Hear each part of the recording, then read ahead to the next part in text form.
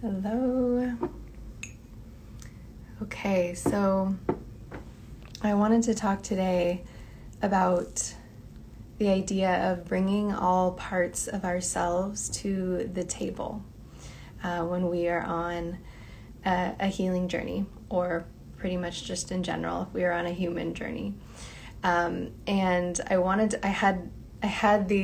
last night I was thinking about, I really just wanted to share this story, this kind of client story. And then I was like, okay, I'm going to do it this morning. And I woke up today and I had a headache because I think I was dehydrated. And I was like, oh, I'm just not feeling perfect and I'm not feeling great. I shouldn't show up on video, or I shouldn't talk to people. And I had a moment of that's not the point. The point is to show up and share and to be human and have a headache and still be able to share what's important and share what I want to share with people. So I'm coming to you today from that place. And I really wanted to share this story, this example of this client story, because it was a really powerful experience for me and for her. And it really highlights how we can use coaching and we can use different modalities to support ourselves when we felt stuck before. So this concept of bringing all parts of ourselves to the table. So what do I mean by that? So as human beings, we are really multifaceted creatures and we have many different parts to ourselves. And I'm going to share a story to kind of illustrate this so we can understand it. So I started working with a client who was a woman probably in her 50s or so, and she had a diagnosis of type 1 diabetes, and that's something that was diagnosed in childhood, as it usually is. And for those that don't know, type 1 diabetes is actually an autoimmune condition, and whereas type 2 diabetes has kind of a different mechanism, but type 1 is something that's often diagnosed in childhood. So my client had been dealing with this for a really long time, for a lot of her life. And she came to me at a place where she was feeling really frustrated. She was felt like she was gaining weight. She was really tired. She wasn't sleeping well. Her blood sugar just wasn't under control. It was all over the place. And she knew that she just needed to get more control of it, but it had been something that she'd been working with for a really long time. It wasn't like a new thing. But when she came to me, there was a part of her that came to me and that wanted to work together. And, she shared all these, how she'd just been feeling terrible and she just really needed some support. She just really needed some guidance and support to feel better. So she, when she first came to me in our first session, she was saying, okay, I know that I need to get better. I know that this isn't working for me in my life, but honestly, I don't want to do a lot of the things that I know you're going to tell me to do.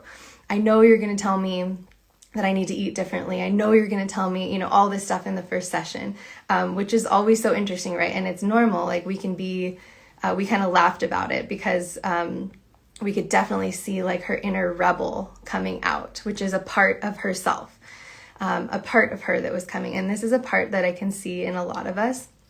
But this inner rebel part of okay, I know I need to get better. There's, stuff I want to do, but I'm going to see you. And she was so funny. She was I know you're going to tell me that I just need to eat boiled chicken. I know you're going to tell me that I can't eat gluten. I know you're going to tell me, all these things, and I don't want to do it. So the rebel voice was coming in so strong. And she had experiences in the past where she had gone and worked with practitioners or done more programs kind of things, where when that rebel voice came up, the answer was kind of doesn't matter. Grit your teeth and just keep going. You don't want to eat the bland boiled chicken, but it's good for you. And you have this diagnosis and this is what you need to eat.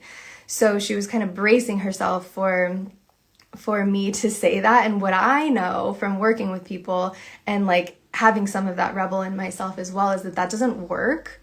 It doesn't work.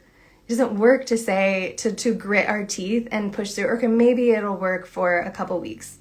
If we can muster enough willpower to say, I really don't want to do these things, but I'm going to do them and I'm going to hate it. And my life's going to feel boring and I'm going to like have no joy in food and blah, blah, blah, but I'm doing it for my health. And in order to be healthy, I have to be boring or I have to eat boring things or whatever it is.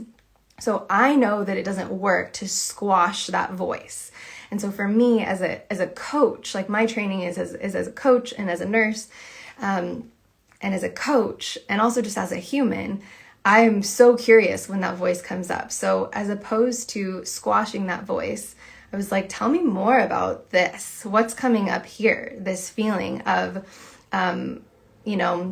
I don't want to do what you want to tell me. It's that feeling of when someone tells you to do something, this part of you wants to like run and do the opposite. And please let me know in the comments, or if you're watching or listening, if that has ever happened to you. Like if you have that little rebel in you that's like, when someone tells you to do something, you're like, oh, I don't want to, you want to do the absolute opposite.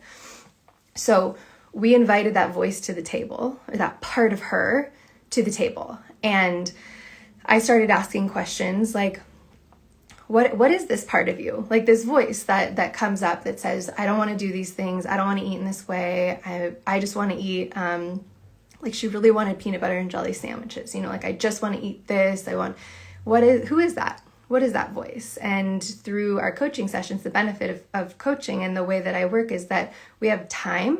There's time that we can actually talk through these things and have time and space. But what we were able to uncover is this like rebel part of herself. And when we got to talking more and more about it, what is this voice and this part of yourself trying to say? Or who is she? Or even how old is she when she's coming? Because there was another part of herself that was more kind of like the self that signed up to work with me, right? She wanted to get better. She was really sick of feeling the way she was feeling. But anytime we started talking, this other part of herself came up so strong that was just like, I want nothing to do with this, right? And so she was finding herself really stuck and frustrated. So what we uncovered was actually that when she was little, she had to deal with type 1 diabetes for a really long time. And so when she was little, she often had to eat different foods, had to bring different foods with her. She had to visit the nurse's office a lot to get insulin. She was always different. And especially when you're little, being different is like the worst thing in the world. You just want to be doing what everybody else is doing. You want to be eating what everybody else is eating. You want to be having fun. And because she had this diagnosis at such a young age, she had to take on a lot of responsibility around her health. And she had to think about all these things that all these other little kids, didn't have to think about at that time.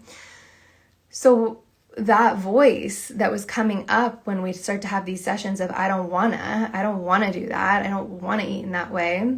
When we brought her to the table and we actually talked to her a little bit and got to know her, and we do this through literally just talking. Sometimes it's through some meditation, some visualizations, but just kind of bringing her to the table, visualizing this part of yourself coming in. We were able to really clearly see that this part of herself was kind of this younger part of herself that just wanted to be normal and have fun and eat like fun, normal foods, but that she hadn't been able to do that. So once we were able to see that, we started to kind of like work with that part of herself a little bit and say, okay, you don't want to eat like boring boiled chicken or, these like boring healthy things. What do you want to eat? What does this part of yourself want? And she wanted like peanut butter and jelly. And so we're like, okay, cool. How can we modify that?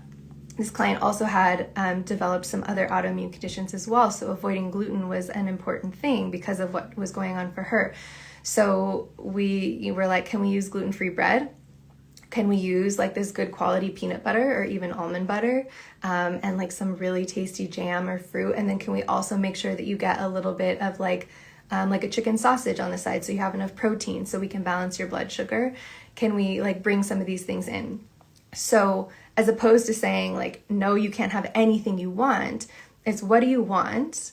And how can we kind of work with you and balance that? So once we were able to do that, it was like, oh, I can eat this, but I can make it in a way that actually feels good for me and my body and my blood sugar, and that actually serves myself, my immune system, and my gut, all of this. And starting from there, everything opened up. Like everything opened up for this woman. Whereas previously, any engagement with like health or all of this felt just so like bad and gross and boring and all this. It was suddenly was, oh, okay, I can bring this part of myself to the table. And then that voice, that like rebel, kind of like child voice, started to get a little bit quieter because we were listening to her. So we were listening to her. She had a place at the table. She wasn't totally ignored anymore, so she didn't feel like she had to like act up. And I know this kind of sounds like I'm talking about like we have multiple personalities or something. It's not that. It's just that we all know, right? We have these kind of different parts of ourselves that come up at different times. And everything opened up for her when we started doing this. And then I would see her the next week and the next week and the next week. And she started to lose weight. She started to bring in foods that she previously didn't want to bring in, like foods that felt really good for her body. She started to have more balanced sugars because she was able to bring in protein at the right time and get enough fiber. She started to notice that she felt a little bit different in her body, which actually gave her some hope, like once we start to feel a little bit of shift and a difference, it gives us more drive, I think, to keep going. So she started to feel that for the first time in a really long time. Her energy was different. She started to have to use less insulin because that happens when we can balance, blood sugar and things like that. Inflammation decreased in her knees. So she was able to actually move more, which really helped with the blood sugars as well. It started to change her relationships to her family. She felt less like angry and irritable all the time. And it was amazing, and I think the coolest part of it all is that we didn't have to force something. I didn't have to sit in front of her and treat her like a little kid because she's not, and that's not my job. And I know that doesn't work. So we didn't have to do that. It didn't have to be this like painful thing, which sometimes we feel like health has to be painful, or getting healthy or getting back on the wagon, it has to be painful. We have to feel deprived, all these different things. But what I really, really, really want to share is we don't have to be deprived. It doesn't have to be painful. We don't have to like grit our teeth and hold our breath to move through it. We have to understand the parts of ourselves that we're running up against or that are showing up when we're starting down this process. And for her, she felt like it was like miraculous. It was so different than how she'd approached these things before. And she had that relationship with that part of herself. She could honor the experience that she had to have as a kid that was hard. Like that's really hard to be, to have that when you're younger. And she was able to honor that. And as opposed to just letting that then run the show and she was feeling totally out of control when that was happening, just having this idea of bringing this part of herself to the table was able to give her a lot more control and just understanding and even compassion for that part of herself that was just the total like rebel, part of herself that just wanted to run the other way. We could see why, and we could say that makes total sense. That makes total sense why you would be experiencing that, why you would be feeling that. And as opposed to, shaming that or saying, well, that's not how you get healthier. That's irresponsible because you have a condition, or, it's not irresponsible. It was just a part of her that hadn't been listened to or hadn't been brought to the table. And I have so many examples of this from my clients over the years. And what I think is really, really cool about it is that we can do it at any time.